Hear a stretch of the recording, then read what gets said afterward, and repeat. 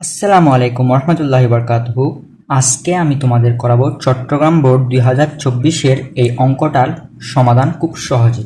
দেখো প্রথমের প্রশ্ন কি বলছে। প্রথম প্রশ্ন বলছে tan 9x সমান 9x হলে x এর মান কত। তাহলে আমরা যেটা দেওয়া আছে আগে সেটা দেখে ফেলবো। কি দেওয়া আছে? tan 9x সমান cot 9x দেওয়া আছে।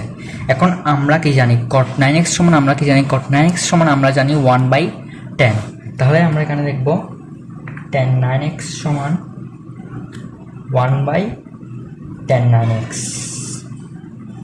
তাহলে এখন যদি এটা এদিকে ভাগ আছে এদিকে চলে আসলে এটা গুণ হয়ে যাবে। তাহলে এটার সাথে এটা গুণ হলে কি হবে? tan square 9x। সুতরাং tan স্কয়ার 9x সমান 1। এখন যদি স্কয়ারটা যদি এদিকে করি তাহলে কি হবে? √1।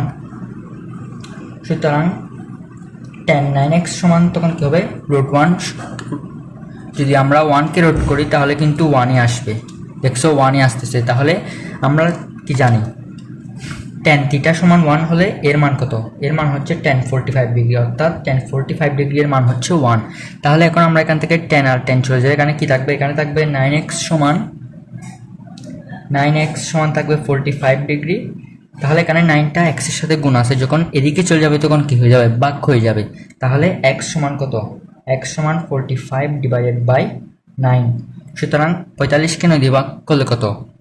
5 ডিগ্রি। তাহলে x এর মান কত? 5 ডিগ্রি। আশা করি তোমরা অঙ্কটা খুব ভালোভাবে বুঝতে পারছো।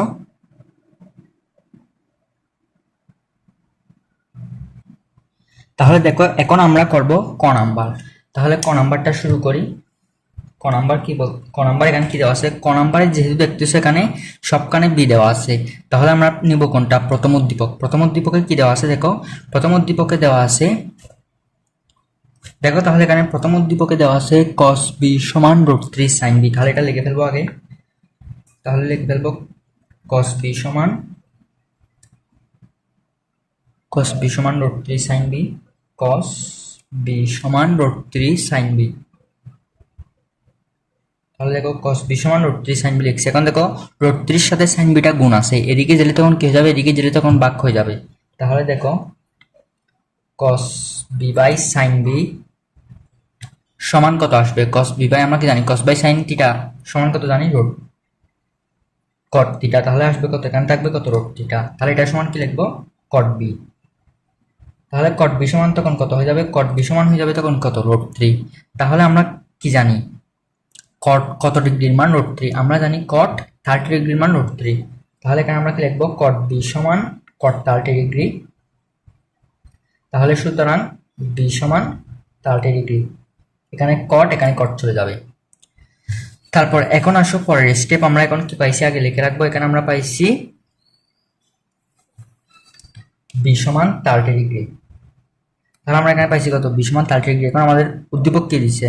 উদ্দীপকটা আগে লিখে ফেলবো। cosec square b minus sec square b divided by sin square b minus cos square b। তাহলে উদ্দীপক এটা দেওয়া আছে, আমরা এখানে সিম্পলি কি করব? b এর মানটা বসাই দিব। তাহলে দেখো cosec square 30 degree minus sec square 30 degree. তারপর দেখো sin square 30 degree minus cos square 30 degree. তাহলে দেখো এখন আমরা এখানে cosec 30 ডিগ্রি সমান 2 লিখছি, sec 30 ডিগ্রি সমান 2/3 আর sin 30 ডিগ্রি সমান হাফ, cos 30 ডিগ্রি সমান √3/2। এখন আমরা সিম্পলি এই মানগুলো এখানে বসাই দিলে আমাদের আনসার বের হয়ে যাবে। তাহলে আমরা বসাই দিই। তাহলে দেখো cosec স্কয়ার 30 ডিগ্রি, এখানে cosec 30 ডিগ্রি মান কত আছে? 2। এখানে আছে কিন্তু স্কয়ারটা মনে রাখতে হবে। তাহলে এখানে হবে কি 2 স্কয়ার, তারপর হবে কি মাইনাস। এখানে sec 30 ডিগ্রি মান কত দেখো? 2/3। তাহলে এখানে কিন্তু স্কয়ার আছে, তাই বসবে কি 2/3 whole square. 2/3 whole square divided by আছে। তারপর দেখো sin 30 ডিগ্রি মান সমান কত? sin 30 ডিগ্রি মান সমান কিন্তু হাফ, আবার কিন্তু এখানে স্কয়ার আছে, তাহলে কি হবে? Half whole square. তারপর মাইনাস cos 30 ডিগ্রি মান কত? এটা হচ্ছে 30। দেখো cos 30 ডিগ্রি মান হচ্ছে √3/2। তাহলে এখানে লিখে ফেলবো √3/2 হোল স্কয়ার।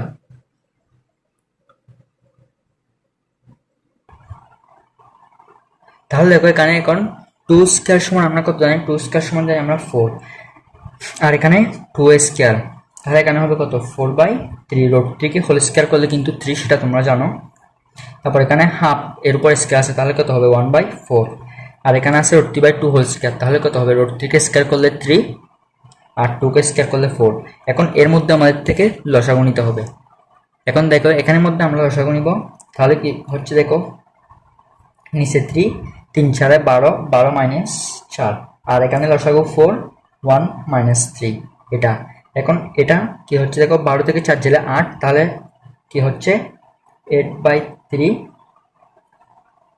তারপর হচ্ছে কি -2/4। এখন এটা ভাগটা যদি উল্টে যায় তাহলে গুণ হয়ে যাবে, তাহলে উপরে উঠে যাবে তখন।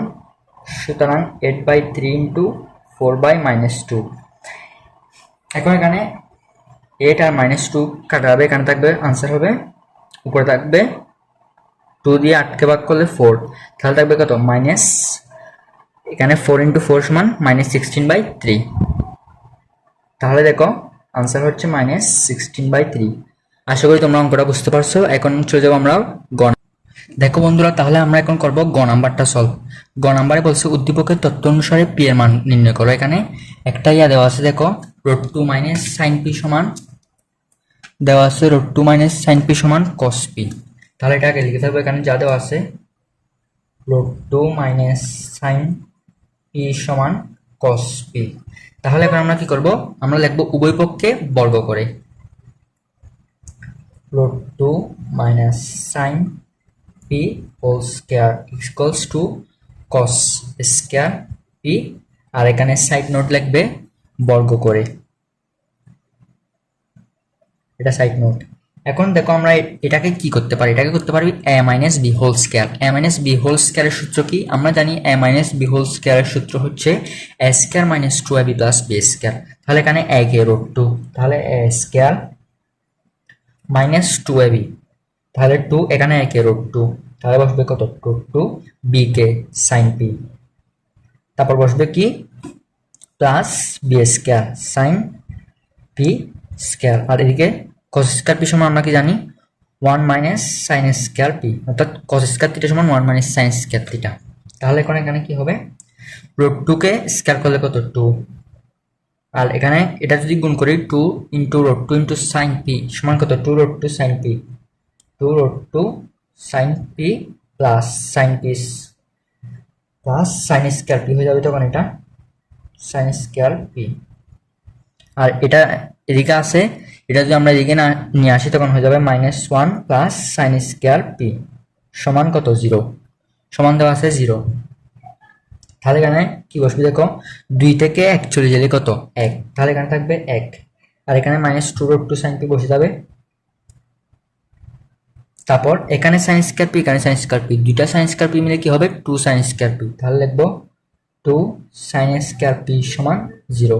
এখন এটাকে আমাদের থেকে সূত্রে ফেলাইতে হবে। সূত্রে ফেলাইতে হলে আমরা দেখো এখন কি করব, এখন এটাকে আমরা সূত্রে লিখবো।